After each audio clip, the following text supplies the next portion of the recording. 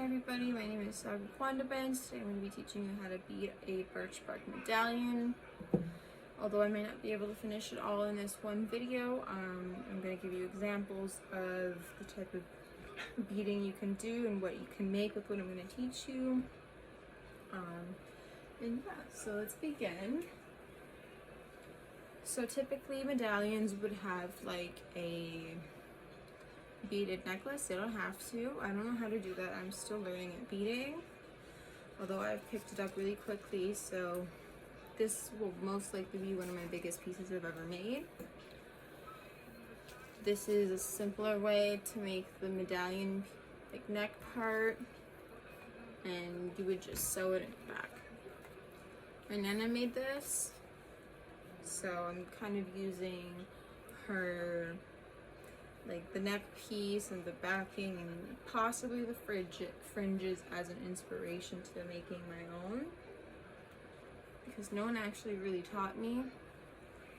I just tried every technique. I just did anything. It looked hilarious at some point, my beading, but you know, everyone learns in their own way and speed. Again, I'm going to be teaching you how to bead with 2 needles, which is something that I wish I learned from the start. Super clean, super flat, super important to know. Once you know how to bead like this, you're never going back to any other way you're going to bead.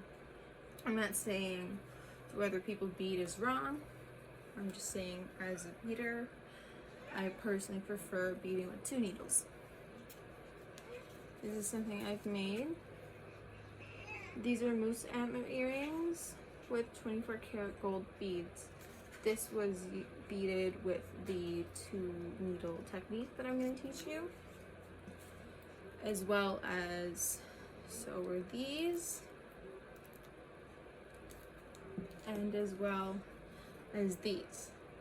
So today we're not going to be making earrings, however I am going to be beading on birch bark. I just wanted to show you that, you know, even though I'm beading on birch bark, you can absolutely bead on whatever you want. You can bead on felt, you can bead on Pellon, you can bead on like anything really, as long as it's thick enough. Interfacing, I think there's a certain kind of interfacing you can use. You will be needing, for this particular piece, birch bark and like interfacing felt, beading felt.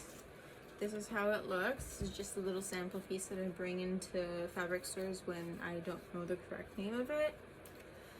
And if you can get your hands on birch bark, that would be great. If you can't, don't stress at all. You can just draw whatever design you wish on a piece of paper and sew it on and bead over it, so you can have like some sort of stencil.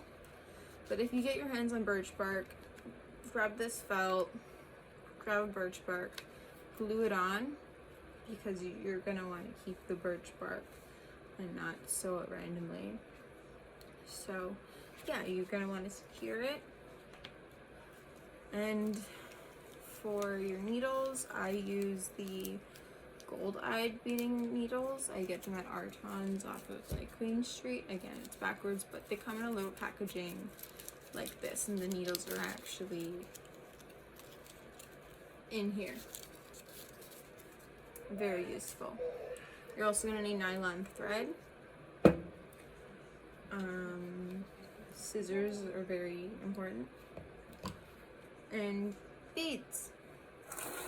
So, these are the beads that I use. I'm a delicate lover. These type are called, I think, Miyuki Delica beads. So they're like super shiny and glass beads. I actually bead in size 10. With regular seed beads, 10 seems a little bigger, but if you were to compare these type of beads, the way they're cut compared to the usual size 11 seed beads, they're almost exactly the same size. Now, you can bead on anything. You can put your beads on the table randomly. You can put them on leather. You can put them on felt. I like to use wood bowls. I kind of find they scoop up with the needle a lot easier. Yeah, so when I bead, I was gonna put orange with the red, but I decided not to because they're too flashy and I just don't want to put the wrong bead. So these flowers, these leaves are going to be all black, but for some reason I'm just dying to do the color. So today while I teach, I'm going to be doing it all in color, and if I have any more time, I'm going to fill some of this leaf in with a mixture of black matte and black shiny. I don't want the leaves to be super like out there. I just want them to be there. It's mainly this part that I want to glamorize. You know, simple glamorization, not too in your face. But yeah, you would typically sew your needle, thread your needle, I mean, with your beading thread. But here we go. When you bead, your fingers are likely gonna get what I like to call beading hands, and that's super normal, but I'm just super stubborn and I don't like using thimbles. I would prefer to use, I don't know what, but I use a band-aid. I don't know, I feel like the band-aid just makes my finger feel a little more free. Everyone laughs when I say that, but like, you'll figure your own methods and styles as you go. So here we go, just threading all of them on one thread, and then that's gonna stay above until we're done this line. This is gonna be the one that threads everything, that keeps it together. Ready? I wonder if I can bring this closer because I feel like it's super important to see this up close.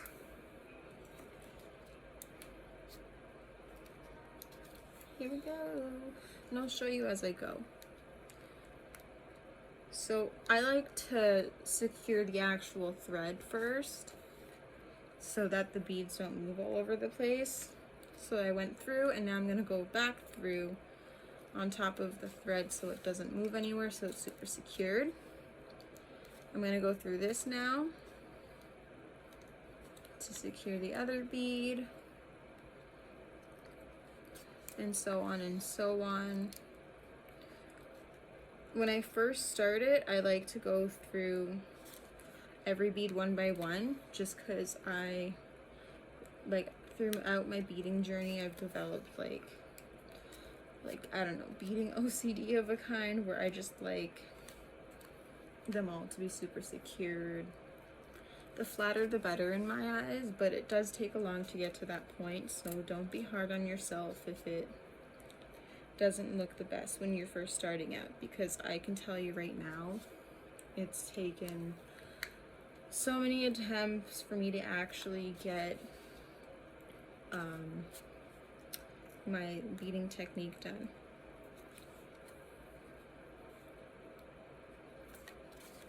And then after a while, I like to go, instead of one after one, 2 by 2. I never go more than 2 because, oopsies, I like it to be as secure as possible. Oops. There's a lot of saying oops with beading. You know, there's a lot of getting mad also. Threads break, needles snap. It's not really the funnest. I personally find beading can be super therapeutic at times, but also I feel like beading can be a curse because you want to get something done, but you just can't because frustrations, and you don't want that in your beadwork. So it's coming to the close of the end of this line. So the needle that we originally threaded our beads on, we're gonna put back in. That's the only time it will go in and out, is when you're starting and you're finishing. And we're gonna continue to secure our beads.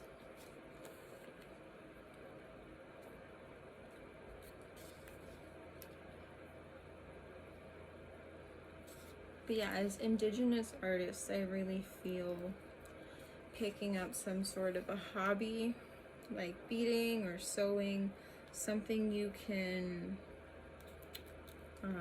survive off of. And what I mean by that is support yourself financially. When you start beading, I mean, you'll know your worth the more you learn how to bead and the more you practice. When I started, I used to sell my earrings for $20 to $30, but that was only because I didn't have a lot of experience and I was learning. And the fact that someone, you know, bought my work was super meaningful to me. But yeah. So we're gonna go back up with our, what's it called? The thread we're gonna feed our beads through.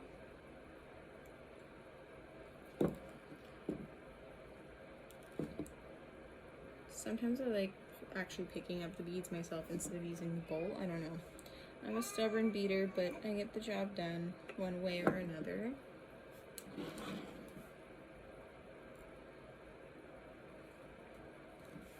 You can also get your beads pretty much anywhere. You can get them at John Bead, Bead Effects, Arton Beads. The specific ones I get from Bead Effects because they almost always have my size and my colors, whereas John Bead I find a hit or miss, but when I go and it's a hit, it's a super hit, like super fun. So again, we have our beads on this thread. This thread's not going anywhere until we're done this line. This is just, we're using as our guide to push our beads. I like to grab, because I know I put a bunch on here, I like to grab like maybe 6 or 7 of them and push them and work with that first. Again, we're going to secure the thread itself before threading the bead so it doesn't go anywhere. Birch bark is so difficult to work with. This is a thinner piece than I normally would work with beading, which I'm so thankful for, but beading is super known in my family. So beading, sewing, I come from a family of artists. I don't know, it took me a while to pick beading up. I'm glad that I have this skill. This is gonna be so gorgeous. There's one thing, when you pick up beading too and you make something, yeah, you want to sell it, but you also want to keep everything. And another thing with birch bark is if you bead with birch bark, your needle tends to dull faster, so it makes it a little more difficult to bead. Stuff's not a walk in the park, that's for sure. Like super tedious. Like I said earlier, not lots of threads breaking and needle snapping, which is super annoying. But anyway, I'm running out of thread.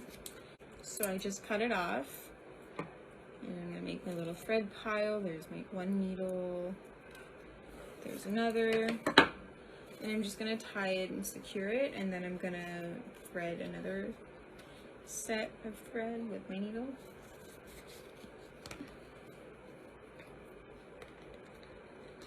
I like to tie it, oops, I like to tie it 3 times or so.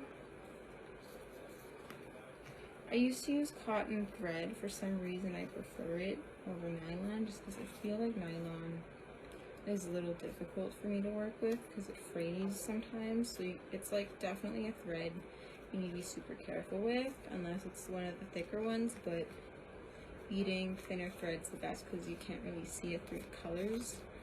That's what you want. You want your beadwork to look so clean that it looks kind of like a painting. But yeah, there's my red. I'm gonna do orange now.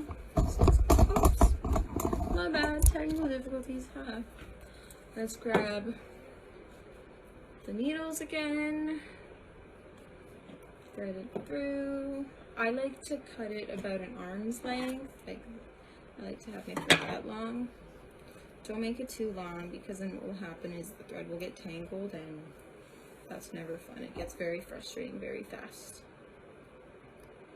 Beading's supposed to be calm and as less stressful as possible. Just makes it more enjoyable that way.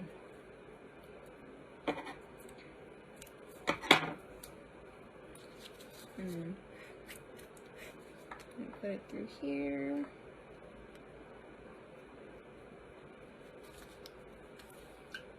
That's ready for us.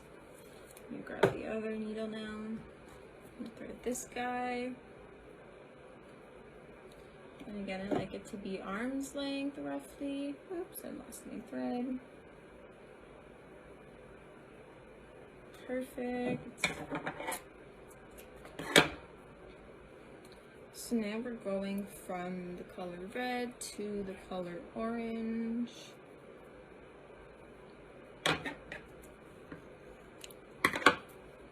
Okay, here we go. Let's grab this bowl now.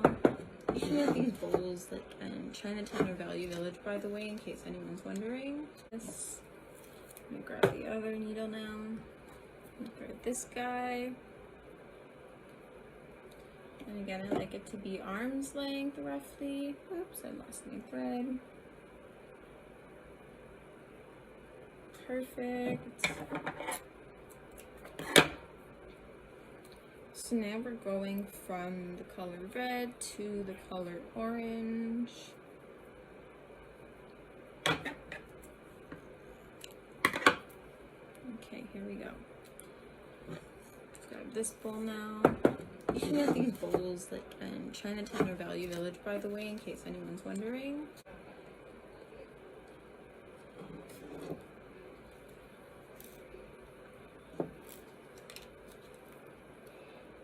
Perfect. Let's move that and grab our thread. Not to sound repetitive, but again, here are the beads. It's on one thread. This thread doesn't go anywhere unless we're going up to thread the beads or going down to secure them and finish one line. This is the one that does all of the securing.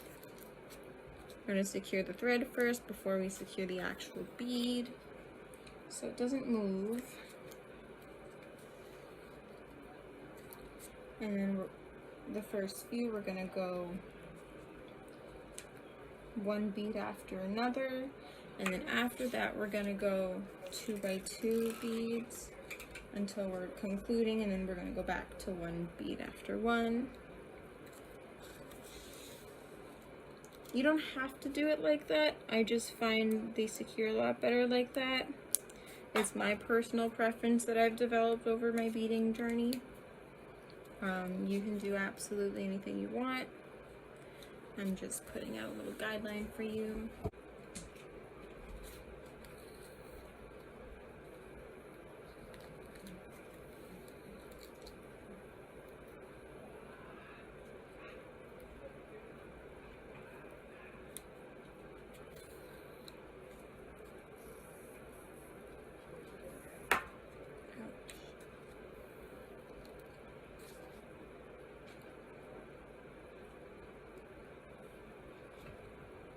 And we're concluding that one line, so we're gonna go back in and secure it. And that one.